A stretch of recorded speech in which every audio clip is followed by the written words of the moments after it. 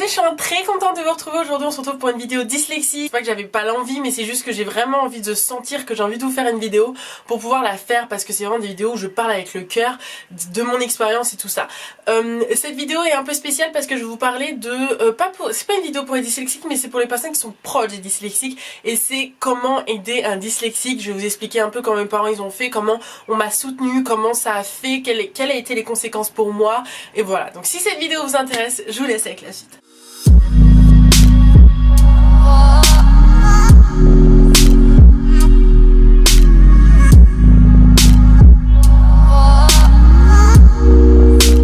vous êtes parent et si vous avez envie d'aider votre enfant, bah déjà je vous félicite déjà de vouloir le faire. C'est hyper intéressant, c'est hyper enrichissant pour lui, ça va énormément l'aider. Moi ça m'a énormément aidé, mes parents ils m'ont énormément soutenu, et c'est grâce au soutien de mes parents, c'est grâce au fait qu'ils ont toujours été là que je suis là actuellement, et c'est pour ça que j'ai ouvert ma chaîne YouTube, parce que j'ai vraiment envie de transmettre le soutien qu'ils m'ont donné. Donc vous vous rendez compte que ça a été extrêmement fort. Le premier conseil qu'il faut pour soutenir un dyslexique, c'est d'être là en fait, et que ça soit dyslexique, dysorthographique, que ça soit un autre handicap, que ça soit n'importe quoi, c'est d'être là. C'est juste de pouvoir être là psychologiquement, c'est-à-dire que s'il arrive quelque chose, que vous soyez là pour lui, c'est déjà énorme en fait. Il va passer des moments qui vont être difficiles dans sa vie, que ça soit gérer les mauvaises notes quand il aura énormément travaillé, mais il aura une mauvaise note parce que bah voilà, il aura pas forcément bien compris l'énoncé, et donc du coup bah voilà, il y aura une entre guillemets, il va échouer pour lui, perte de confiance en lui, donc c'est extrêmement important d'être derrière. La deuxième chose, c'est qu'il peut y avoir des remarques des autres, parce qu'il va être différent, parce qu'il peut avoir un ordinateur et que les autres l'ont pas, donc du coup ça peut être compliqué de gérer tout ça, donc c'est important d'avoir quelqu'un à qui parler. Il va y avoir aussi les remarques des profs. Tous les profs sont pas comme ça, mais il y en aura certains qui vont être cons et qui vont faire des remarques vraiment désobligeantes, qui vont être vraiment pas gentils du tout, qui vont essayer de l'intimider. Voilà, c'est des choses qui peuvent arriver, je dis pas que ça arrive tout le temps, mais voilà, c'est des choses qui peuvent arriver.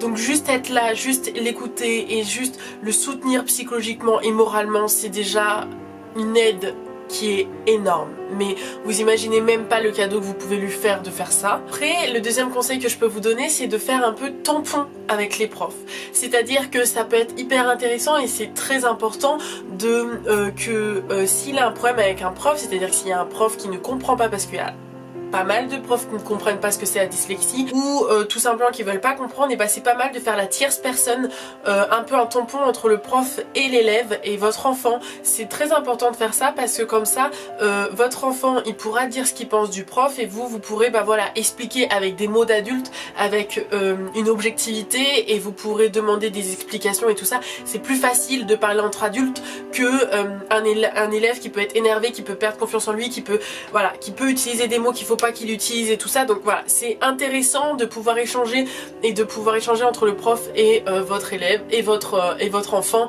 Voilà, être une tierce personne, ça m'a énormément aidé. Moi, pour vous donner un exemple, mes parents ont toujours été là dans toutes les réunions. Ça m'a énormément aidé aussi, parce que moi par exemple avec mes parents on faisait beaucoup de réunions début d'année avec les profs les plus importants, donc par exemple prof de maths, prof d'anglais. Alors quand je dis les profs les plus importants, c'est les profs en fait où il y a le plus de difficultés, donc prof de maths, prof d'anglais et prof de français, donc comme ça au moins c'est bon.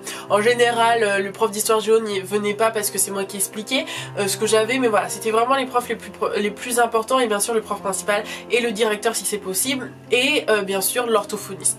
Et voilà, on faisait une réunion comme ça. Qu'est-ce qui était intéressant dans ces réunions là, c'est que en fait moi j'étais petite, et bon, même si j'ai quand même une maturité pour pouvoir parler, j'arrive à parler à une réunion comme ça, je suis pas du tout impressionnée, mais c'est juste que mon problème c'était que je minimisais mon problème, je minimisais mon handicap, et donc du coup c'était pas réaliste. Vous voyez ce que je veux dire? Donc ma mère, bon, même si je pleurais à chaque fois qu'elle expliquait mes difficultés parce que ça me touchait énormément, ma mère elle m'a énormément aidée sur ça, c'est-à-dire que en fait elle expliquait mes problèmes de façon objective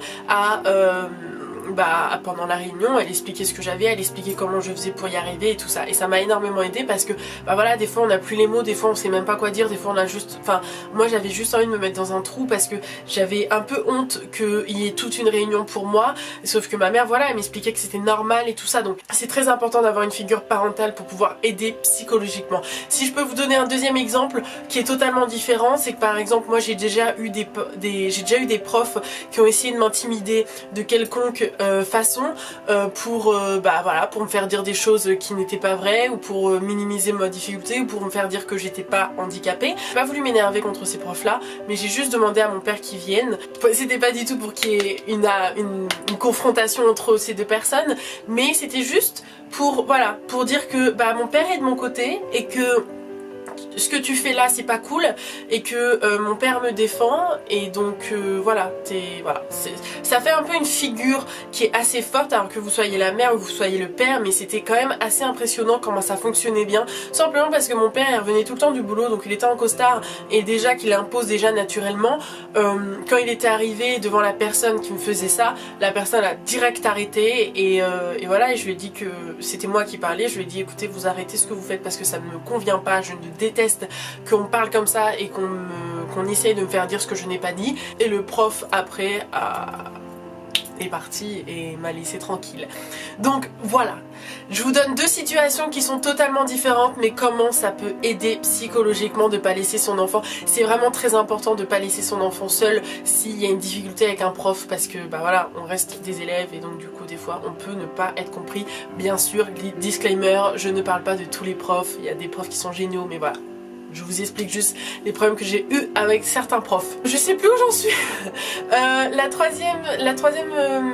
troisième chose où vous pouvez l'aider, c'est de le soutenir pour les cours. Alors ça c'est un peu compliqué. Votre enfant c'est un élève comme un autre, donc du coup c'est un peu compliqué parce que il aura besoin d'un peu plus d'aide qu'un enfant qui n'est pas handicapé, parce que voilà, l'enfant qui n'est pas handicapé il va pouvoir apprendre très vite, il va pouvoir comprendre les choses, il va peut-être vous demander 2-3 petits trucs, mais voilà, au final il va y arriver tout seul. Moi par exemple, pour vous donner mon exemple à moi j'ai eu besoin de mes parents quasiment tout le temps, même jusqu'à mes études secondaires. Mes parents étaient extrêmement présents. Quand je vous dis extrêmement présents, c'est que ma mère elle était là en anglais, mon père il était là en maths, à la compta pendant mes études secondaires, enfin voilà, ils ont toujours été là. Mon père il a un boulot, normalement il devrait même pas avoir le temps pour moi et il prenait 3 heures le soir pour me faire les maths avec moi parce que je comprenais rien. Mais le problème c'est qu'il y a le collège et le lycée, il y a ce pont un peu de montée de maturité et de montée aussi d'indépendance qui arrive et tout simplement on n'a plus envie d'être aidé, on n'a plus envie que nos parents nous aident et tout ça. Voilà, il va y avoir certainement ça. S'il y a ça, c'est pas grave, vous paniquez pas, vous dites juste, vous le laissez faire. Moi ça m'a énormément, moi par exemple j'ai énormément pris mon indépendance de la 3e à la seconde, j'ai tout pris en main. C'est moi-même qui m'organisais par exemple pour me préparer pour quand est-ce que je vais partir et tout ça. C'est moi-même qui me préparais mes cours, c'est moi-même qui faisais mes devoirs toute seule et tout ça. Je voulais vraiment une totale indépendance, je l'ai prise et quand j'ai un moment j'ai eu des problèmes où j'avais besoin de mes parents, et j'appelais ma mère ou j'appelais mon père et voilà, ça s'est fait naturellement. Mais si vous êtes dans ce point là et que c'est un peu compliqué, qu'il y a un peu de il y a un peu de conflit avec votre enfant parce que voilà, vous avez envie de l'aider mais qu'en même temps lui il a envie de prendre son indépendance ou elle, et voilà, ce que je vous conseille c'est de le laisser faire, de laisser prendre son indépendance et après de venir si il vous demande. Parce que c'est vrai que quand on est dyslexique, je fais cette vidéo, c'est pas du tout pour donner des leçons aux parents. Moi c'est vraiment une vidéo pour vous donner des conseils, tout simplement parce que je sais que quand on a un enfant dyslexique c'est différent que si on avait un enfant qui ne l'était pas. Et c'est pour ça que moi je vous explique ce que mes parents ont fait, mais c'est pas du tout pour donner d'un jugement, c'est pas du tout pour vous dire faites ci, faites ça. Non, vous faites bien ce que vous voulez. Moi je vous donne ce qui m'a énormément aidé, ce qui m'a touché le plus et ce qui m'a vraiment donné les ailes pour arriver pendant mes contrôles, pendant les cours et tout ça. Mes parents ont été vraiment mes ailes pendant de mon CP à mon bac en fait. Donc voilà, je vous explique juste mon parcours, vous prenez ce que vous avez envie de prendre, si vous n'avez pas envie de prendre, le prenez pas. Mais voilà, je suis vraiment pas là pour vous faire une remarque sur comment éduquer son enfant, pas du tout.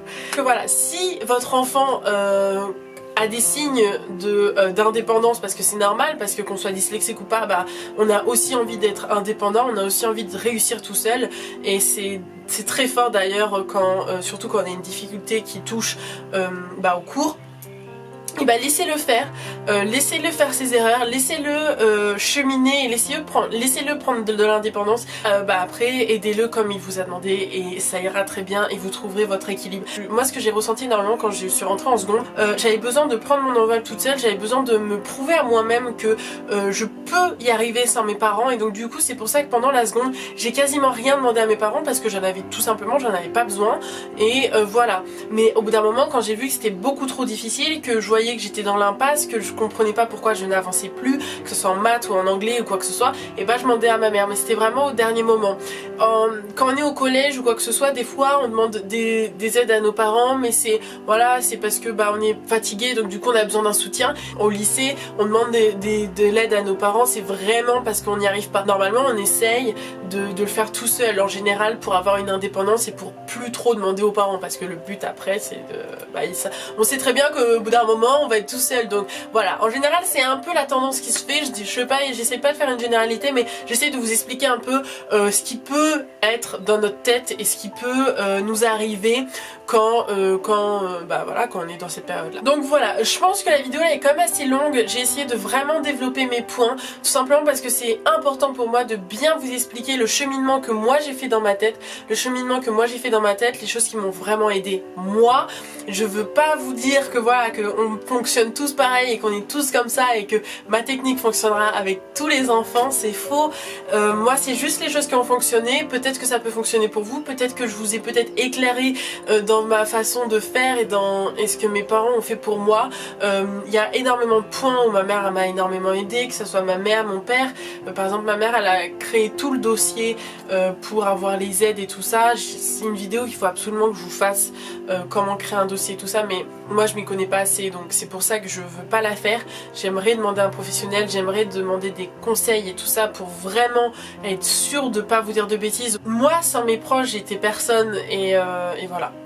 Donc cette vidéo c'est vraiment pour vous dire que ne croyez pas que même si vous êtes à côté en train de le soutenir, que ça sert à rien. Bien au contraire, ça sert énormément, et c'est une chance qui est énorme, parce que je reçois beaucoup de messages où on me dit que les parents sont pas forcément derrière, ou qu'ils savent pas trop sur qui se tourner. Donc voilà, c'est vraiment très important que vous soyez derrière lui, et voilà, ou derrière elle, et voilà. En tout cas je vous fais de gros bisous, j'espère que cette vidéo vous aura plu. Voilà, c'était pas du tout pour faire une leçon ou quoi que ce soit, je pense de toute façon que vous l'avez compris, que je suis pas du tout ce genre de fille là. Donc voilà, je vous fais de gros bisous, j'espère que cette vidéo vous aura plu. Dites-moi dans les commentaires en tout cas si ça vous a plu, si vous êtes aussi dans cette difficulté là, si vous avez des questions à me poser, je serai ravie de vous répondre. Bien sûr n'oubliez pas de vous abonner si vous voulez d'autres vidéos. Je vous fais de gros bisous et à une prochaine vidéo. Ciao.